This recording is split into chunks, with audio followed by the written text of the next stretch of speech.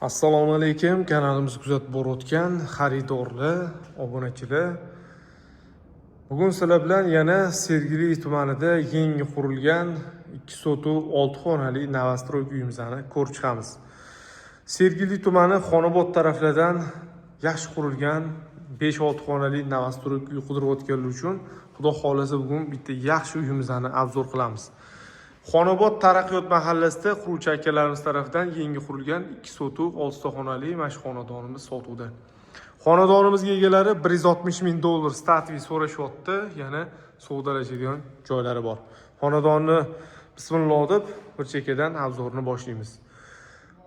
Uy hovlisiga kirganimizda kiraverish chiroyli qilib navesni yopilgan. Navestiga bemalol mashina qo'ysanglar bo'ladi. Elektronli darvozalar qo'yilgan, bu yerda kalitka eshiklar. Uyi oldi tarafida bitta hojatxona ham tashab ketilgan. Bu tarafga mana yozgi oshxona qilish uchun gazlar ham ulab, tayyor sharoitlar qilib qo'yishgan. Juda ham chiroyli planda mana shu uyni qurib qo'yishibdi. Ko'rib turganimizdek hovlining o'rtasida yashil hududga ham joy tashalgan, hovlilar chiroyli qilib kafelli burchatkalar qilingan. Uyimiz 6 ta xonani tashkil etadi, plus oshxona, yerto'la. Qurilishi keladigan bo'lsa, 100% pishgan g'ishtdan qurilgan, sifatli materiallar ishlatilgan. Binoyimizni bir chekkasidan yerto'laga tushsak bo'ladi. Qaranglar, yerto'lani ham katta qilishgan. Bemalol xohlagan narsangizni qo'yib, shu yerda foydalansanglar bo'ladi. Yerto'la ham juda uzun ekan. Olgan odam xudo xolasa inshaalloh baraka topadigan qilib qurishibdi.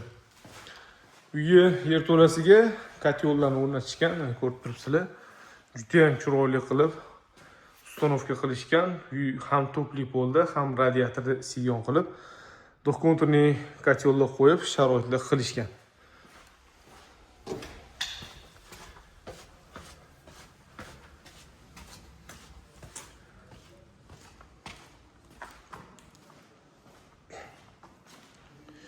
Endi uy ichiga kirib, xudo xolasa xonalar bilan bitta tanishib chiqamiz. Uyga kirganimizda katta xo'ldan xonalarga kiriladi. Xo'l qismini ham ideal qilib remont qilib qo'yishgan. Xo'lda ham bemalol o'tirib, televizor ko'rib o'tirsa bo'ladi. Mana ko'rib turganimizdek bu tarafga antennalar ulangan. Juda ham chiroyli qilib ta'mirdan chiqarilgan. Glavni eshigidan kirganimizda chap qo'limizda oshxona joylashgan. Oshxonaning oldiga panorama romlar qo'yilgan. Uy tayyor holatda shundoq ko'chib kelib yashaydigan sharoiti qilingan. Birinchi qavatimizda ular o'ng qo'limizda bitta sanuzel umumiy. Yonida bitta katta yotoqxona, o'rtoqlarga mo'ljallangan. Batareykalar ham qo'yib qo'yilgan, radiatorlar, antennalar ulangan, mushik abo'la yopishtirilgan. Orqa hovliga chiqsak bo'ladi, bu tarafda mana havo aylanishi uchun joy ham tashashgan.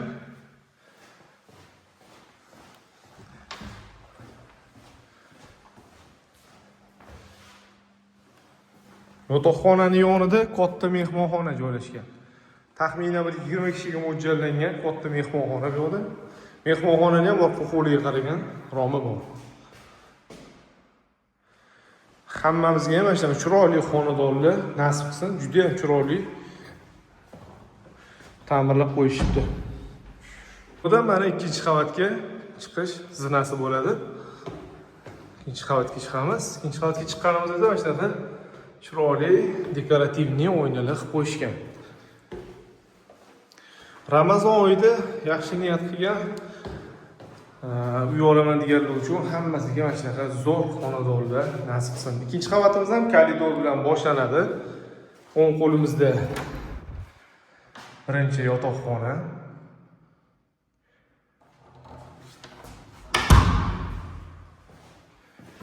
Yonida ikkinchi yotoqxonamiz bo'ladi. Bu xonadan uy balkoniga ham chiqsa bo'ladi.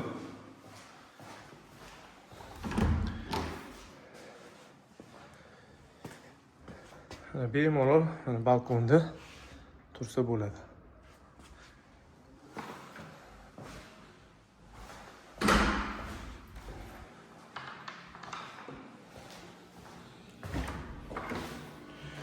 Yotoqxonamiz yonida umumiy sanuzil xona, ikkinchi qavatda umumiy sanuzil xonasi bo'ladi. Koridor oxirisida bo'lsa, ota-onalarga mo'ljallangan yotoqxonamiz joylashgan.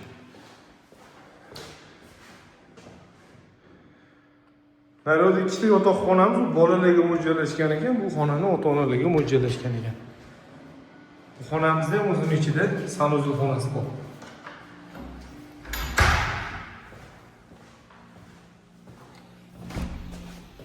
Yotoqxonaning yonida ikkinchi qavatda mehmonxonasi, mana ko'rib turganimizdek,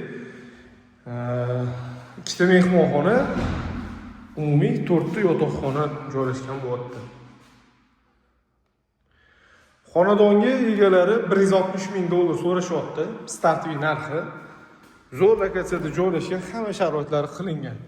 Atrofida hammasi yangi uchastkalar. Sergeli Xonobod taraflardan mana shunaqa novostroyki qidirayotgan tanish bilishlarga tarqatib qo'yinglar. Bu uyimizning narxi yana kelishadigan joylari bor. Salomat bo'linglar, videoga like bosib, kanalga podpisatsiya tugmasini bosish.